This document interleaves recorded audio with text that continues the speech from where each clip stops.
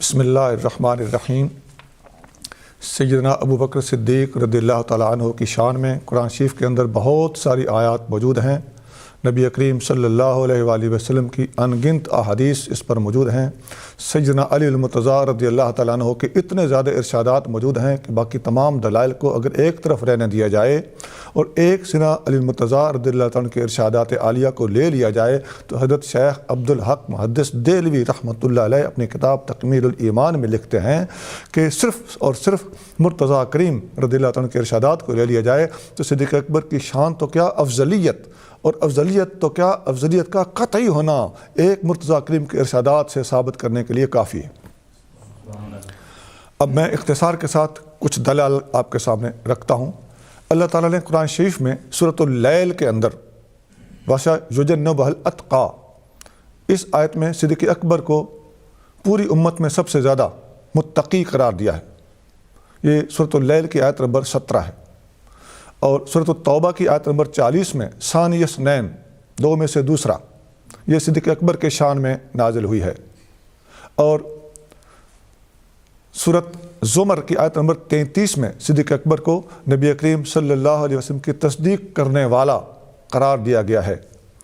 حدیثوں کی طرف آئیے تو سب سے پہلے تردد کے بغیر، کسی پس و پیش اور لمبی سوچ بچار کے بغیر نبی کریم صلی اللہ علیہ وسلم پر ایمان لانے والی شخصیت خود نبی پاک نے جس کو قرار دیا ہے وہ ابو بکر صدیق ہیں۔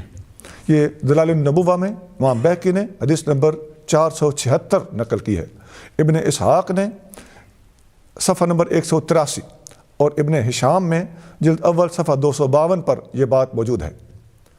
اسی طرح ایک اور حدیث میں آتا ہے سارے آسمانوں پر نبی کریم صلی اللہ علیہ وآلہ وسلم کے نام مبارک کے ساتھ ساتھ آپ کے نام کے پیچھے صدیق اکبر کا نام لکھا ہوا ہے۔ مسند ابی یعلا حدیث نمبر 6600 نبی کریم صلی اللہ علیہ وسلم کا مزاج شناس، اس امت کا سب سے بڑا عالم، جان اور مال قربان کرنے میں سب سے آگے، اور اگر تنہائی کا یار ہوتا تو میں ابو بکر کو بناتا، کسی کو بناتا تو ابو بکر کو بناتا، تو اور تمام کھڑکیاں بند کر دو سوائے ابو بکر کی کھڑکی کے کہ گھر میں سے نکلے اور سیدھا مسجد میں آئے، یہ حق اب صرف ابو بکر صدیق کو حاصل ہے۔ یہ ساری باتیں نبی پاک علیہ السلام کی حدیث میں موجود ہے، جو بخاری شریف میں حدیث نمبر 466، مسلم شریف میں حدیث نمبر 7170 ہے، ترمذی شریف میں حدیث نمبر 3360 ہے، امام نسائی کی کتاب السنن الکبریٰ میں حدیث نمبر 8103 ہے۔ ایک اور حدیث میں آتا ہے کہ اپنی جان اور مال کے ذریعے سے وَوَاصَانِي بِنَفْسِهِ وَمَالِهِ ابو بکر صدیق نے میری خدمت کی ہے۔ یہ حدیث بخاری شریف حدیث نمبر 3640 ہے۔ ایک اور حدیث میں آتا ہے اللہ اس کے تمام فرشتے ابو بکر کے سوا کسی کو نہیں مان رہے۔ امامت کی بات ہو رہی ہے کہ مصلی پر کھڑا ہونے کے لیے ابو بکر کے سوا کسی کو نہ اللہ مان رہا ہے نہ اللہ کے تمام فرشتے مان رہے ہیں۔ یہ مسلم شریف میں حدیث نمبر 6181 ہے۔ ایک اور حدیث بخاری اور مسلم میں موجود ہے، آقا نے فرمایا ابو بکر سے کہو لوگوں کو نماز پڑھائے۔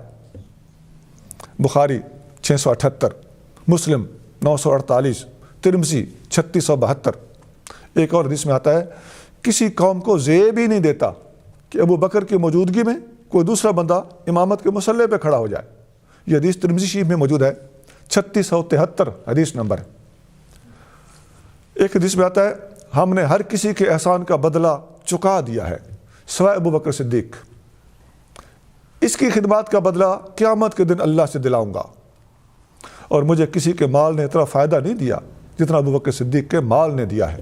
یہ حدیث جامع ترمذی میں ہے، حدیث نمبر 3671 ہے، اور بہت کتابوں میں ہے، اور امام نسائی نے سنن کبریٰ میں حدیث نقل کی ہے، حدیث نمبر 8110 ہے۔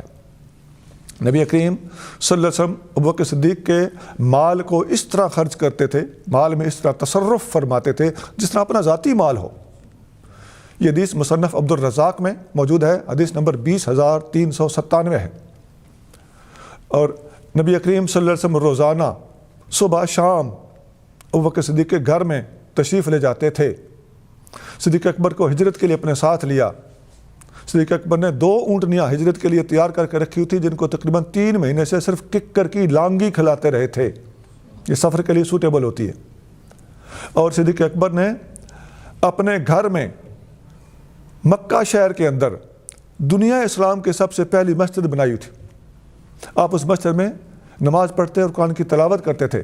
جب آپ تلاوت کرتے تو آپ کی آواز میں اللہ کی دی ہوئی اتنی کشش تھی, قرآن کے پڑھنے کے اندر اتنی برکت تھی کہ حدیث میں آتا ہے کافروں کی عورتیں اور بچے ابوبکر صدیق کی آواز سن کر ابوبکر صدیق کے اوپر ایسے آ کے گرتے تھے جیسے شمع پہ پروانے گرتے ہیں.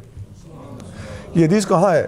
بخاری شریف حدیث نمبر 476 ہے, بلکہ بخاری شریف میں یہ حدیث 9 مقامات پر موجود ہے. صدیق اکبر رضی اللہ تعالیٰ عنہ نے نبی کریم صلی اللہ علیہ وسلم کے وصال پر ملال کے موقع پر آپ کے وصال پر استدلال کرتے ہوئے یہ آیت پڑھی تھی, وما محمد الا رسول قد خلت من قبلہ الرسل. تو یہ جب آیت آپ نے پڑھ کے استدلال کیا, تمام صحابہ اکرام حیران رہ گئے. عبداللہ بن عباس اس کو روایت کرتے ہیں, صحابی ہیں, اہل بیت ہیں. تو تمام صحابہ حیران رہ گئے اور سب صحابہ کی زبان پر یہ آیت جاری ہو گئی, وما محمد الا رسول قد خلت من قبلہ الرسل. کسی کے ذہن میں نہیں تھا کہ اس آیت سے یہ استدلال کیا جا سکتا ہے. تو یہ حدیث بخاری شریف میں حدیث نمبر 1241. علماء کرام نے اس سے صدیق اکبر کے عالم, سب سے بڑا عالم ہونے پر بھی استدلال کیا. اور صدیق اکبر نے مرتدین کے مقابلے پر جب تلوار اٹھائی اور مختلف صحابہ کرام نے آپ سے بحث بھی کی کہ اس موقع پر تلوار اٹھانا نازک حالات ہیں, تو کیا یہ مناسب ہوگا یا نہیں. صدیق اکبر سے جس نے بھی آ کے بحث کی, تمام صحابہ اکرام کو باری باری صدیق اکبر نے قائل کر لیا, اور تمام صحابہ نے صدیق اکبر کے موقف کو اختیار کرتے ہوئے اور تسلیم کرتے ہوئے صدیق اکبر کے ساتھ دینے کا اعلان کیا. تو یہ بھی صدیق اکبر کے بہت بڑا عالم, اور تمام علماء صحابہ اکرام کے ساتھ گفتگو کر کے صدیق اکبر کا جیت جانا. صدیق اکبر کی عالمیت پر استدلال اس سے علماء نے کیا ہے, میں نہیں کر رہا, علماء نے کیا ہے. مرتدین کے مقابلے کے والی حدیث پر بھی علماء نے استدلال کیا کہ صدیق اکبر عالم ہیں, اشجع تک ہیں. امام نووی نے لکھا ہے کہ اس حدیث سے ثابت ہوتا ہے کہ صدیق اکبر سب سے بڑے بہادر بھی ہیں, سب سے بڑے عالم بھی ہیں. یہ شرح نووی میں اس حدیث کے تحت پڑھ سکتے ہیں آپ. تو اچھا, یہ جو حدیث ہے نا, ایک دلچسپ بات ہے کہ مرتدین سے جنگ کرنے والی حدیث جسے صدیق اکبر کا سب سے بڑا عالم اور سب سے بڑا بہادر ہونا علماء نے ثابت کیا ہے. یہ حدیث بخاری میں, مسلم میں, ابو داؤد, ترمذی, نسائی, ابن ماجہ, سیاستہ, 6 حدیث کی کتابوں کو کہا جاتا ہے. ہر کتاب میں یہ حدیث موجود ہے.